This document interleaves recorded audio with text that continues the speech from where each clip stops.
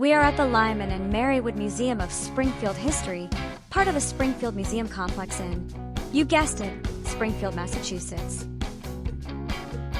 Today, we're exploring some of the history of Springfield related to gun manufacturing. Springfield has a long history of manufacturing, especially when it comes to guns. In 1777, the Continental Congress ordered that a laboratory to make ammunition and a magazine to store arms and gunpowder be set up in Springfield.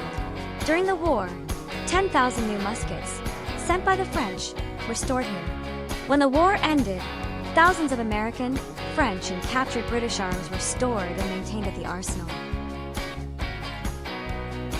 After the war, the country needed secure sources of military weapons. In 1795, the storage arsenal at Springfield was replaced by a new national armory. The armory developed or produced most of the nation's military rifles and muskets from 1795 to 1968.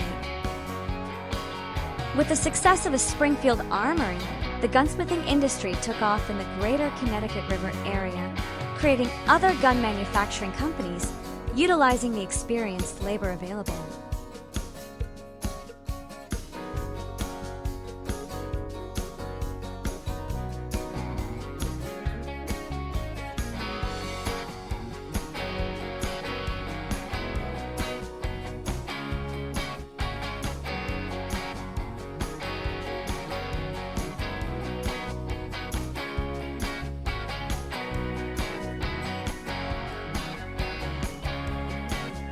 One of those companies was founded in Springfield, Massachusetts, Smith and Wesson. Americana Project, 21st century. Telling the story of America, one town at a time.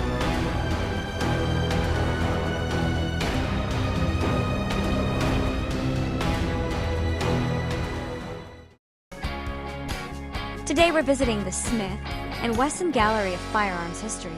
Sponsored by the Smith and Wesson Collectors Association, it provides some great examples in the early history of Smith and Wesson revolvers.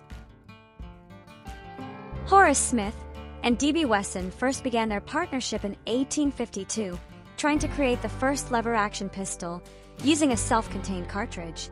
Their first gun, the volcanic pistol, was not successful financially, and eventually they sold the company to Oliver Winchester. 2 years later, Smith and Wesson reformed their partnership and developed the first, commercially successful, revolver that could fire self-contained cartridges with their rimfire ammunition patent. Their first revolver, the Model 1, was introduced in 1857 and became very popular, with production having trouble keeping up with demand. It had a 7-shot cylinder for .22 caliber short rimfire cartridges. This small revolver was the first in a long line of Smith and Wesson revolvers that have included calibers from .22 to .50, capacities of 1 to 10 shots, and exotic materials such as scandium and titanium.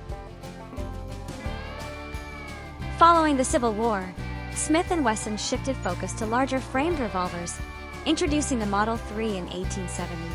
It featured the first large-caliber center-fire cartridge revolver manufactured in the United States.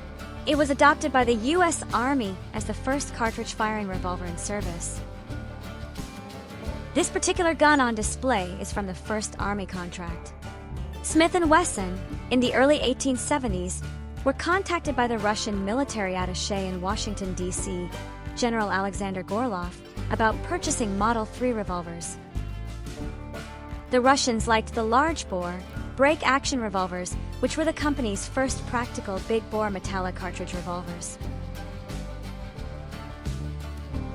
The general, however, had reservations about the externally lubricated .44 American cartridge, requesting an internally lubricated version.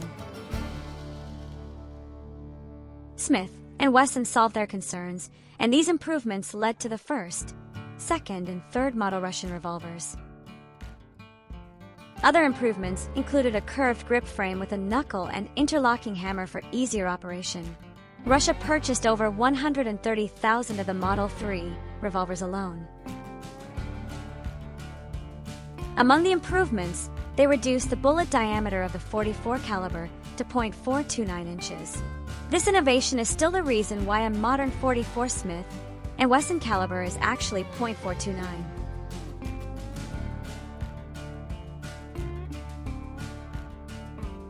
From 1875 to 1877, Smith and Wesson produced 2 models of the .44 caliber Schofield revolvers. The U.S. Army bought 8,285 and civilians bought 684. The Army later replaced the Schofields with Colt revolvers.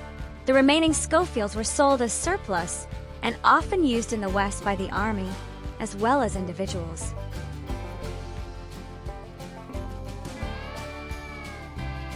In 1876, Smith and Wesson developed the Baby Russian, their first .38 caliber revolver. This was designed around the newly developed .38 S and W cartridge. This cartridge was later adopted by the British military as the .38-200 and used in their revolvers during World War II.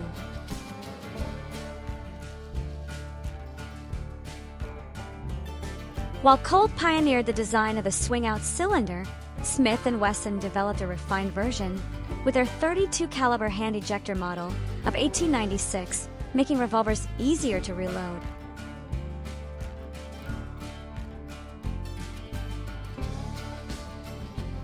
This new model number 3 was arguably the highest development of the .44 caliber single-action revolver.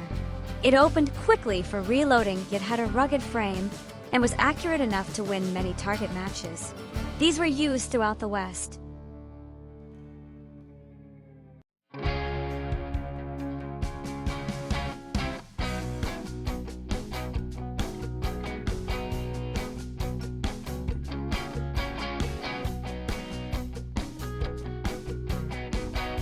This revolver, a Smith and Wesson .44 caliber double-action revolver, was introduced in 1881, and although they advertised it with a poster showing soldiers and officers, there were no large government orders.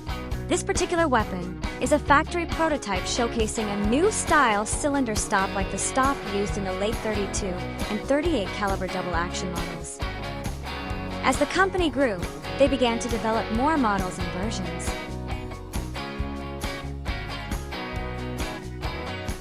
This Smith & Wesson is an experimental .32 caliber single-action target model.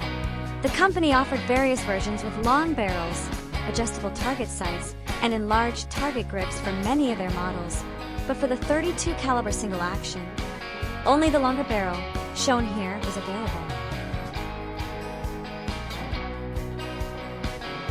Smith & Wesson produced 4 models of the .22 caliber single-action shot pistols for target shooting. The most popular of these were the perfected model. They sold almost 7,000 between 1909 and 1923. Since then, most target shooting has been done with revolvers and semi-automatic pistols.